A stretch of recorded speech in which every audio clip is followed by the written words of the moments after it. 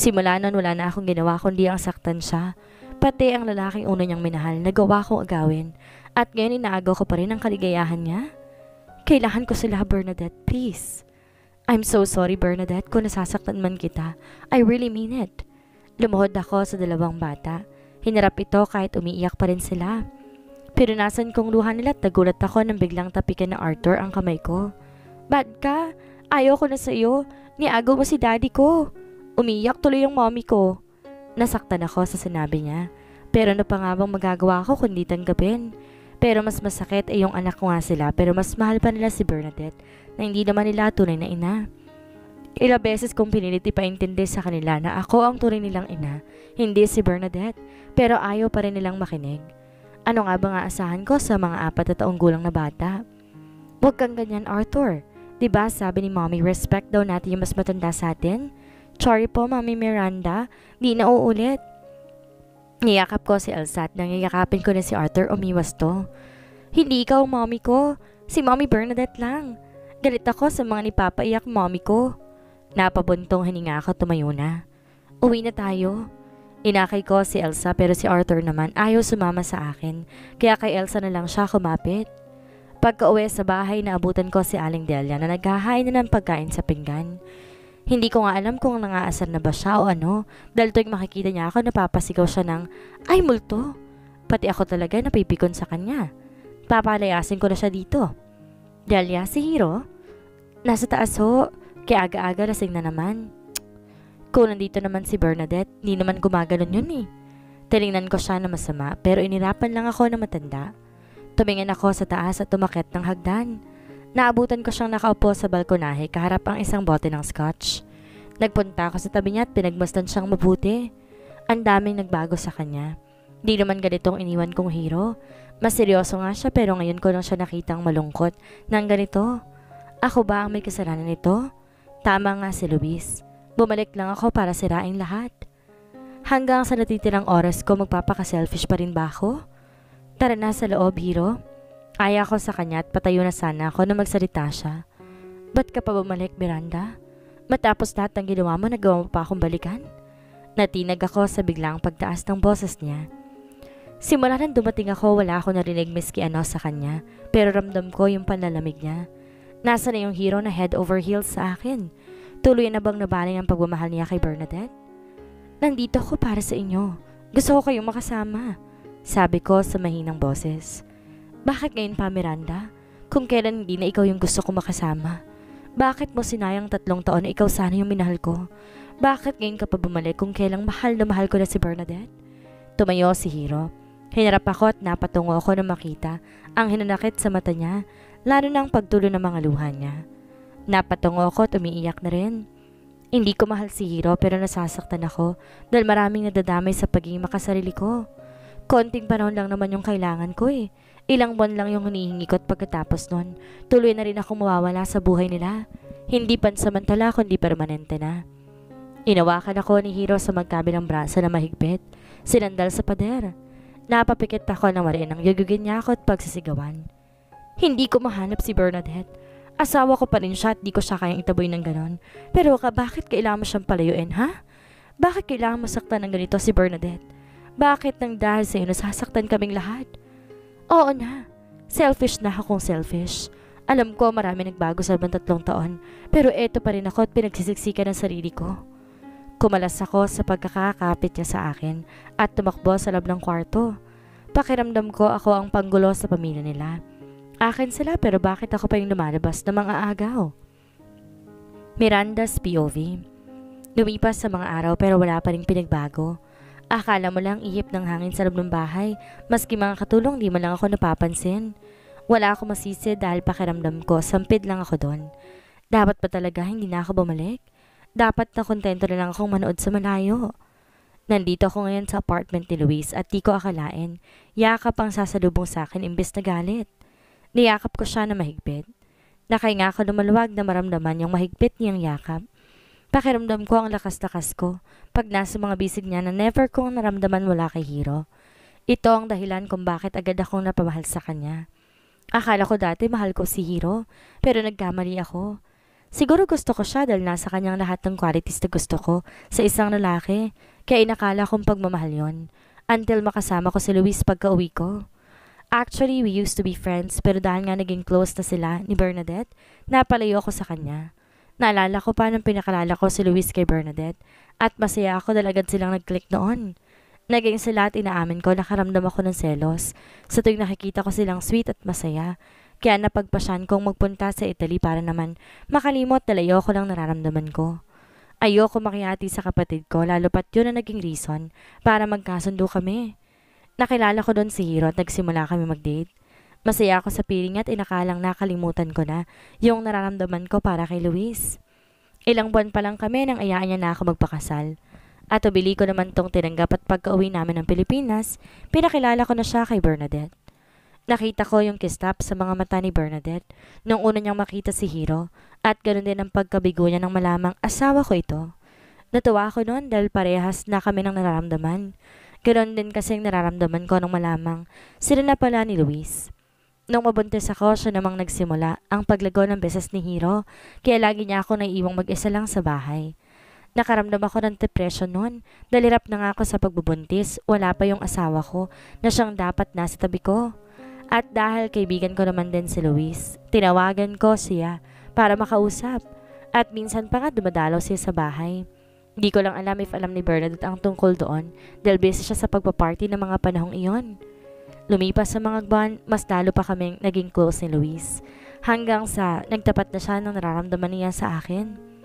I've never felt I've done anything right for my whole life, Miranda, until I fell in love with you. Alam kong malito dahil may asawa ka na at niloloko ko lamang si Bernadette. Hindi mo ba napapansin na matagal nang kitang mahal? Pinagsiselos lang kita kaya ako niligawan si Bernadette. Pero bakit ang manhid mo? Mas lalo ako nasaktan nang malaman na may asawa at anak na ako. Mahal din kita eh, kaso huli na yung lahat. Inawakan niya yung kamay ko at nakita kong sincerity sa mga mata niya. Sumama ka sa akin at lalayo na tayo sa kanilang lahat. Aakuin ko ang pinagbubuntis mo. Wala akong pakialam kahit pa ang ama niya, basta pananagutan kita. Umiling ako ng malungkot. Please, Miranda. Napagpasya naman ni Luis na tumakas na at magpakalayo-layo. Nangako siyang ituturing niyang parang tunay na anak ang ipinagbubuntis ko. Hindi ko na naisip kung may masasaktan man ako, lalo na ang kapatid ko na si Bernadette. Minsan lang ako maging makasarili kaya't sana naman maintindihan niya kung paano ko siya nagawang traidorin. Paalis na sana kami. Noon, nabigla na lang humilab ang tiyan ko at nakita na may umaagos ang tubig sa mga hita ko, kaya naman agad akong sinugo ni Luis sa ospital. Pagkapanganak ko'y nagising na lang ako sa isang unfamiliar na lugar at hindi ito isang silid man lamang sa ospital. Nasaan ako? Nasaan ang mga anak ko? Luis? Please calm down, Miranda. Let me handle this. Magsimula tayo ng panibagong buhay sa Amerika, okay? What do you mean? Kalimutan mo na ang tungkol sa pamilya mo. Magsisimula tayo ng panibago na tayong dalawa lang. Bibigyan din kita ng isang pamilya at ibibigay ko ang lahat ng atensyon na hindi naibigay ni Hiro. Hindi ko alam kung makakaramdam ba ako ng galit, pero nagtiwala ako sa kanya at umasang nagtiwala ako sa kanya na makakalimutan ng lahat. Pero sino bang ina ang maaatim na malayo sa mga anak niya? Kahit hindi ko pa sila nakikita at nakakasama, namimiss ko pa rin sila dahil ako pa rin ang ina nila. Napakahirap na gusto mo silang yakapin, pero hindi ko magawa dahil nababahot lahat ng iyon ng kasinungalingan. 3 taon kami nagsama ni Luis at masasabi ko, masaya naman ako sa piling niya. Pero hindi pa rin mawawala ang pagiging ina ko dahil paminsan-minsan umuwi ako ng Pilipinas para lamang silipin mula sa may gate ang kambal ko. Napakasakit sa isang ina na nasa ganoong sitwasyon. Hindi ako maintindihan ng iba dahil hindi pa sila ina kaya wala silang karapatan na husgahan ako. Humiwalay si Luis sa pagkakayakap sa akin. Hinawakan ang magkaiba ng kumpisngi.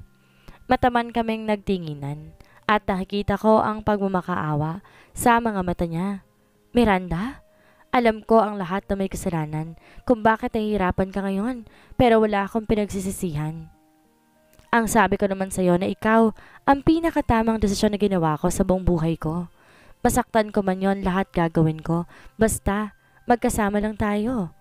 Inawakan ko ang kamay niya at ipinilig ang ulo ko sa mga palad niya. Wala rin akong pinagsisihan, Luis, pero hindi mo maiwawala sa akin ang masaktan. Ina ko. Miranda, let them go. Napayupo ako at malungkot na umiling. I can't. I need them. Malungkot ako napatingin kay Luis at nasaktan ako nang umiwala siya sa akin. Bakit bang selfish mo, Miranda?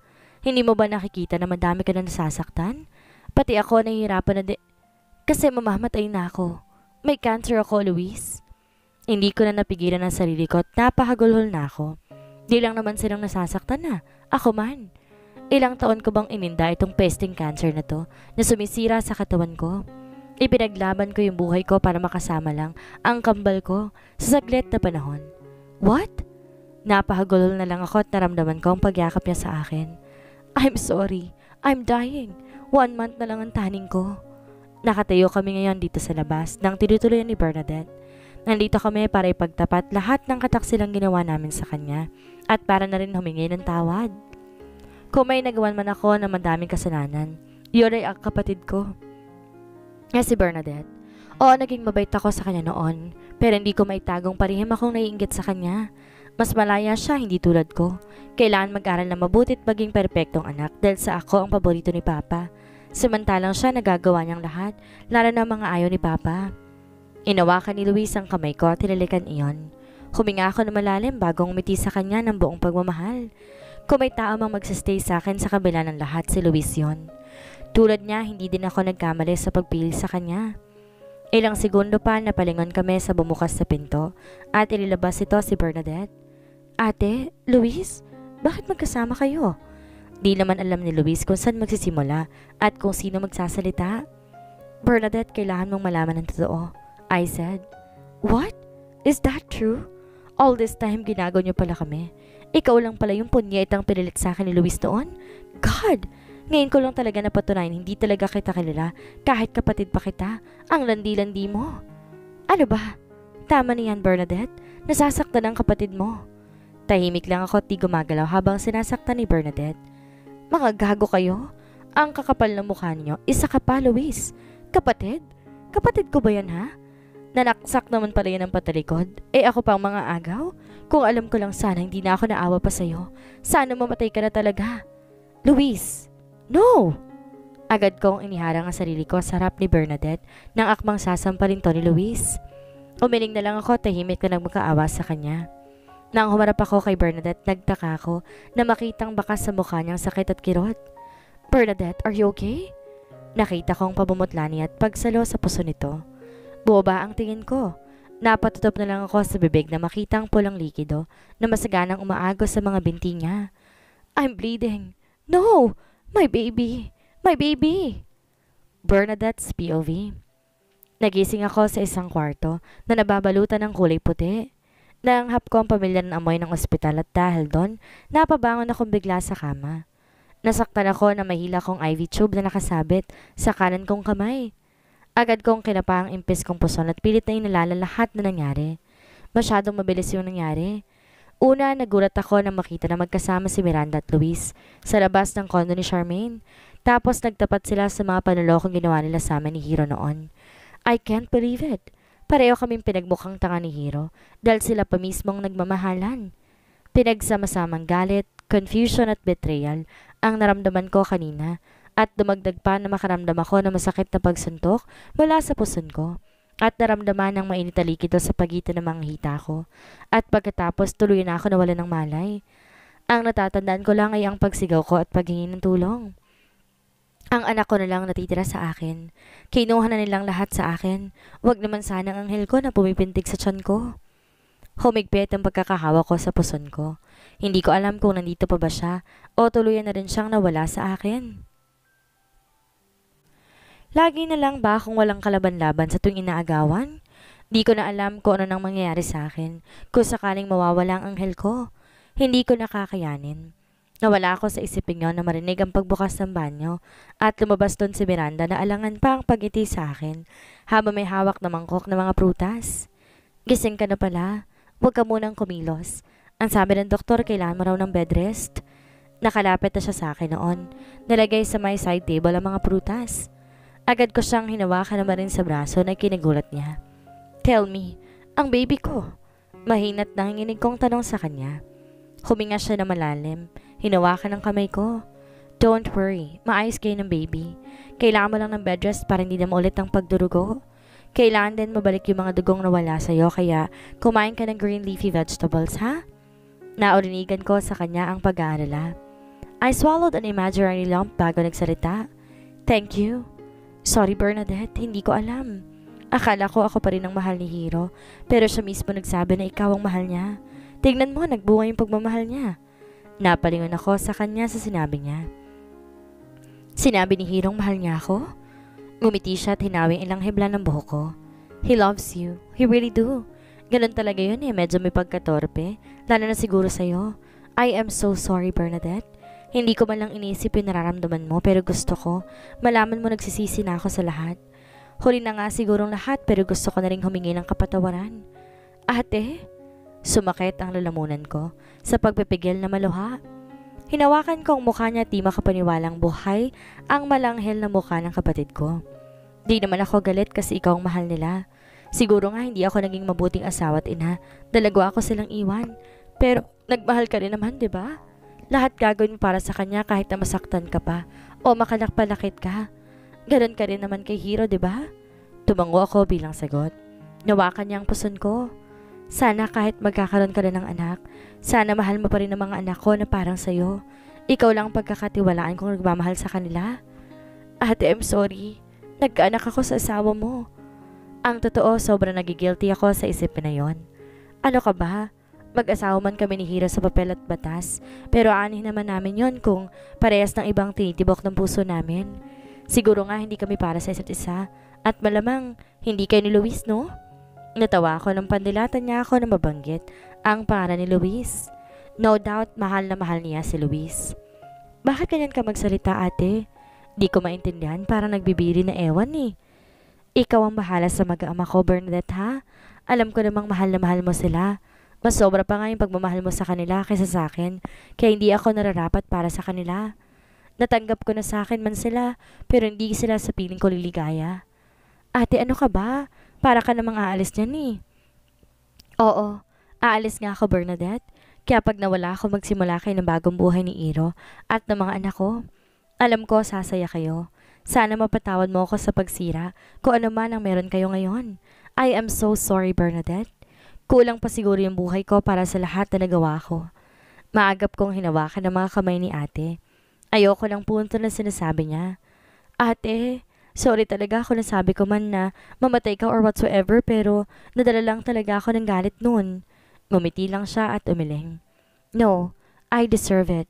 Someday mawawala din naman ako eh. Malayo na ako ng tuluyan. Masaya ako kasi ayos na tayo.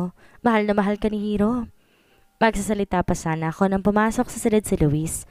Umakbay kay Miranda. Okay ka na pala. Sorry for everything Bernadette. I know nasaktan ka namin ng sorry kayo ng sorry. Tapos lahat ng yun ang mahalaga nito, ayos na tayo. Mauna na kami, Bernadette. Medyo masama ang pakiramdam ng ate mo. Kanina ko pa nga napapansin, medyo maputla ang mukha ni ate, pati na rin ang kamay nito. Okay ka lang ate? Bakit di na rin kayo magpatingin? Total nasa ospital na rin naman. Wag na. I'm okay. Pagod lang siguro ko. Sige na, magpahinga ka na, Bernadette. Natawagan ko na si Charmaine at Jasmine. Tumango lang ako pero nag-aalala pa rin ako kay ate. Dahil parang may iniinda tong sakit. Goodbye, little sis. I love you. Hinalikan ako sa noon ni ate bago inalalay ni Luis ito palabas. Kahit naman siguro ano pang magawang kasalanan sa'yo ng kapatid mo o kung sino mang kapamilya mo, hindi mo rin matitiis at mapapatawad mo to ng ganon kadali. Naalala ko pa nga noon nang umuwi ako ng madaling araw galing sa party. Kala ko papagalitan ako ni mama. Pero sinilubong pa niya ako nag-aalala at nagawa pa niya akong tanungin kung kumain na ba ako o hindi. Sabi nga nila, mawala man sa iyong lahat, di ka naman iiwan ng pamilya mo. Oo, maraming nangyari. Paulit-ulit akong nasasaktan. Lahat naman kami dito biktima ng tadhana eh. Bakit nga ba ganun ang tadhana? Bakit kailangan pa niyang pagtagpoy ng dalawang tao pero hindi naman para nakalaan sa isa't isa? Nagkataon nga lang bang nagkapaligtad kami ng minahal ni Miranda? Mas bagay sa kanya si Hiro, pero ang minahal niya si Luis. Samantalang ako, alam kong hindi ako mapapansin ni Hiro, pero siya pa rin ang tinibok ng puso ko. Hindi mo nga talaga mapipigilan ng puso pag ito na yung nagsabi kahit maliman. Nakatagpo nga lang siguro mga puso namin sa maling sitwasyon, pagkakataon at panahon. Ano nga kaya mangyayari kung sa simula pa lamang kami na ni Hiro? Mararanasan ko rin bang lahat ng naranasan ko ngayon? Mapaglaro talagang tadhana, pero naisip ko rin na minsan dumadaan talaga ang mga nanakit sa buhay mo para matuto ka. Di ko nga inakalang magiging ganito ko eh. Ang alam ko lang naman dati mag-party, pero sino bang mag-aakala sa edad na 23 magiging instant asawa at ina ko sa sarili ko pang bayaw? Dahil sa kanila natuto ako maging isang responsable. Ang pagmamahal hindi lang yan nasusukat sa kung gaano mo sila kamahal. Ang tanong ko, hanggang saan ang kaya mong isakripisyo para sa kanila? Makakaya mo bang masaktan ng paulit-ulit para lang masiguradong kasiyahan nila? Ang pagmamahal walang pinipili, mapaiyo man o hindi. Parandalian lang o permanente, dapat mo pa rin pahalagahan kung gusto mo ring pahalagahan nila. Ingatan, para kung mawala man sa'yo, alam mo sa sarili mo na hindi ka nagkulang. Samantala, lumabas sina Luis, dala ang bigat ni Miranda, samantalang di na magaw makalakad ng huli sa iniinda nitong sakit. Nang makalabas, agad na napaupo si Miranda sa upuan, napasandal sa may dingding.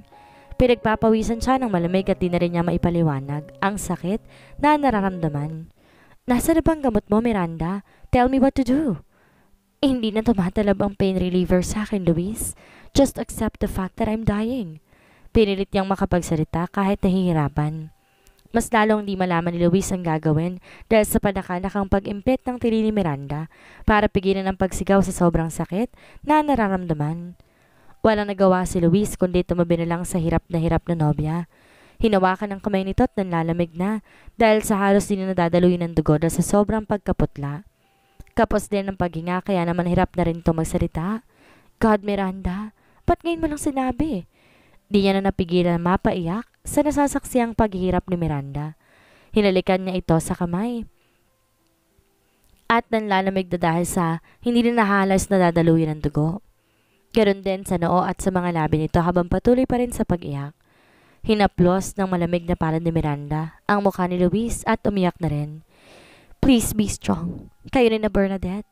Napapikit muna to ng Marian bago nagpatuloy sa pagsasalita. Ihingi mo ako ng tawad kay Hiro. I cannot make it. Mas lalo siyang napaiyak sa mga sinasabi nito. Sinubsob ang mukha niya sa leg ng nobya. Ayusin mo lahat ng sinira ko para sa akin, Luis. At sa pag-angat niya ng mukha, siya namang unti-unti pagpikit ng mata ni Miranda.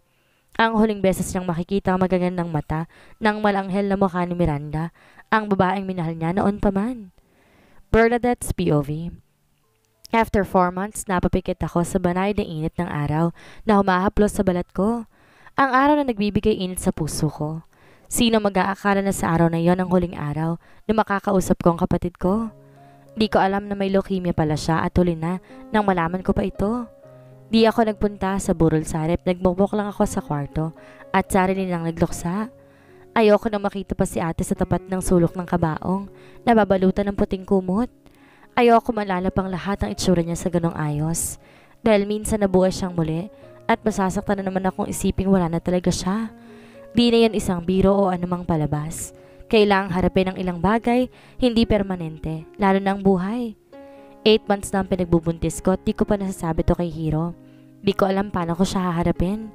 Tama ba kung magpakita ako ngayon sa oras ng pagluluksa niya? Magsisimula ba kami ulit tulad ng dati? Sisimulan ko na naman bang palambutin ang puso ni Hiro? Nalaman kong mahal niya ako pero paano ko yun mapapatunayan kung nagtatago lamang ako? Ano nga bang kinatatakot ko? Sa pag-ibig dapat marunong kang lumaban. Dahil kung hindi, paano mo masasabing nagmamahal ka? Yan ang natutuhan ko sa lahat ng pinagdaanan ko.